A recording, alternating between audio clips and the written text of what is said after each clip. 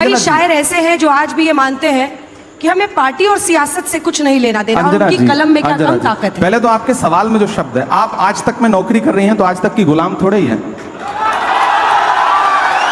मैं एक पार्टी के साथ काम कर रहा हूं, हम किसी संस्थान के साथ काम करते हैं, संस्थान हमें सम्मान देता है, हम संस्थान की विचारधारा के साथ सहमत होते हैं, तब तक साथ चलते हैं। जिस दिन हमें लगेगा कि संस्थान हमारी विचारधारा से सहमत नहीं है, हमारी शर्तों को नहीं मान रहा है, उस दिन ये हो सकता है मेरा अपना जो उसूल है कि मैं पार्टी तो नहीं बदलूंगा, राजनीति छोड़ दूंगा।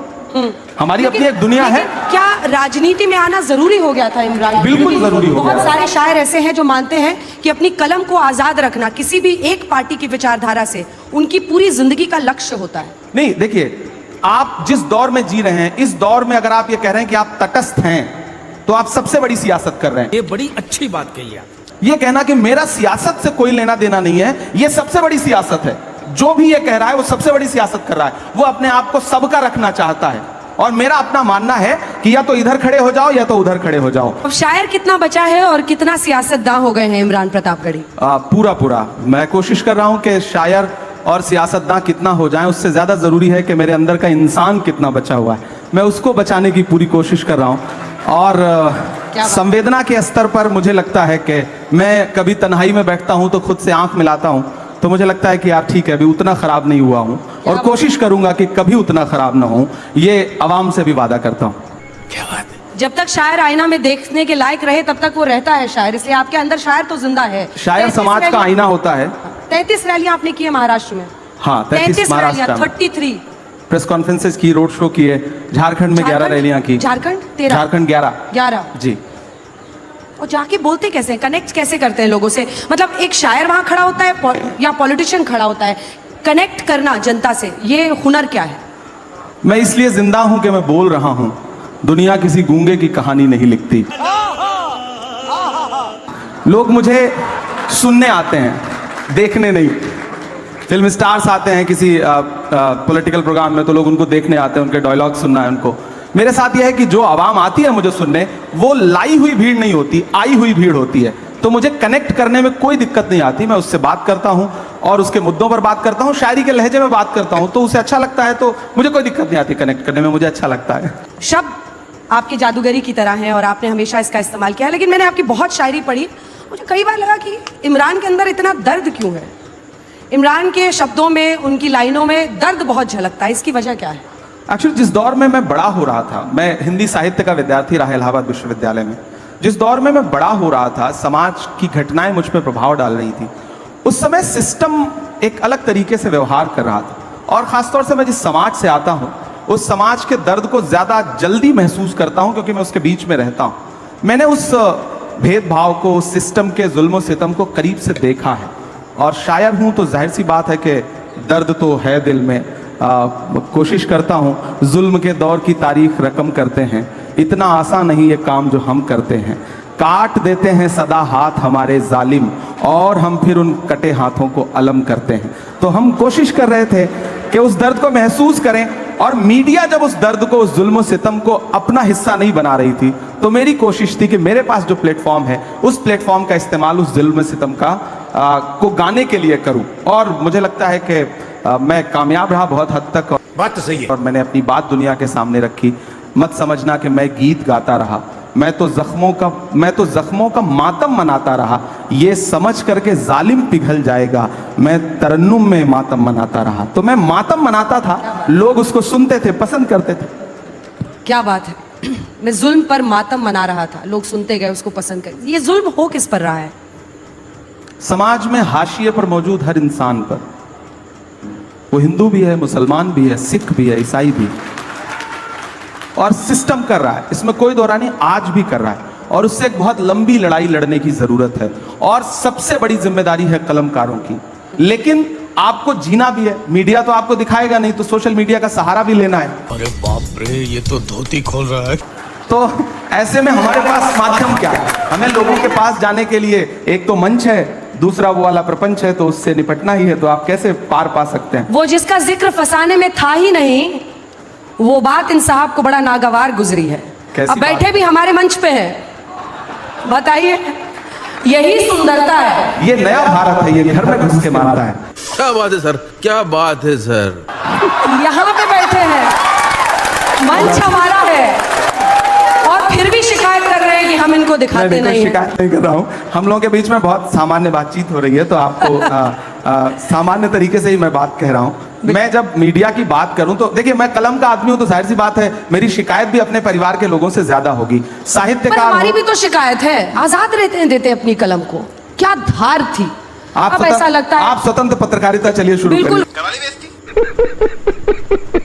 वही कर रहे हैं, हम लोग वही कर रहे हैं, और इसीलिए आप भी मजबूर होते हैं इस मंच पर आने के लिए। देखिए, आप भी मजबूर होते हैं क्योंकि आज तक जैसा मंच है नहीं। इमरान प्रतापगढ़ी जी, आप भी जानते हैं आज तक जैसा मंच है नहीं। हमारी क्रेडिबिलिटी और सर्वश्रेष्ठता पूरी दुनिया में धमक रखती है, और वो किसी एक व्यक्ति के बोलने से ना तो ऊपर चढ़ती है ना गिरती है। कुछ चीजें स्थायी होती हैं। कभी आप भी आए हैं, आपके कुछ प्रशंसक आगे की कतारों में बैठे हैं, वो भी इसीलिए आए हैं क्योंकि उनको पता है कि यहाँ पर से जो हम वीडियो एडिट कर करके डालेंगे वो वायरल होगा। तू समझा? हाँ जना जी, देखिए तुम्हारी बज़्म के बाहर भी एक दुनिया है। मेरे हुजूर बड़ा जुर्म है ये बेखबरी। आज तक बहुत अच्छा संस्थान है, मैं किसी एक संस्थान को क्रिटिसाइज नहीं कर रहा हूँ। तो बाकियों का बड़ा यहाँ मत निकालिए। हम यहाँ अगर आए हैं ना तो आपने हमें बुलाया है, हम तब आए हैं। बिल्कुल हमारे मेहमान हैं आप। हमने कितने सांचों में ढल के आए हैं, कितने सांचों में ढल के आए हैं, ख्वाब की तरह पल के आए हैं। तुम सिफारिश से जहां पहुंचे हो, हम वहां खुद ही चल के आए हैं। तो हमें तो बुलाया गया है, और मैं आने और बुलाने के इस बहस में नहीं पड़ना चाहता, लेकिन मैं एक बात ये कहना चाहता हूं कि नेता देखिए, मैं बात पूरी कर लूं उसके बाद, देखिए मैं आपको पूरा मौका दूंगा, मैं आपकी बात का जवाब भी दूंगा। सिफारिश पर मैं भी तो एक कविता सुनाऊंगा। मैं आपके लिए आप सुनिए, नहीं, मैं आपकी कविता बाद में सुनूंगा। वृक्ष नहीं जिसको नदियों ने सींचा है, बंजर माटी में पलकर मैंने मृत्यु से जीवन खींचा है। तौबा तौबा तौबा, थारा मूड खराब कर दिया। तो कविता पूरी हो गई। अब मैं बात जो कह रहा था कि यहाँ बुलाने और आने का सवाल नहीं है। नेता और मीडिया दोनों एक दूसरे के पूरक हैं। आप हैं तो हम हैं, हम हैं तो आप हैं। बिना हमारे आपका भी वजूद नहीं है और बिना आपके हमारा भी वजूद नहीं है। हम दोनों एक दूसरे की जरूरत है, तो हम दोनों एक दूसरे को उसी रूप में कबूल करें, हम आपस में लड़े नहीं।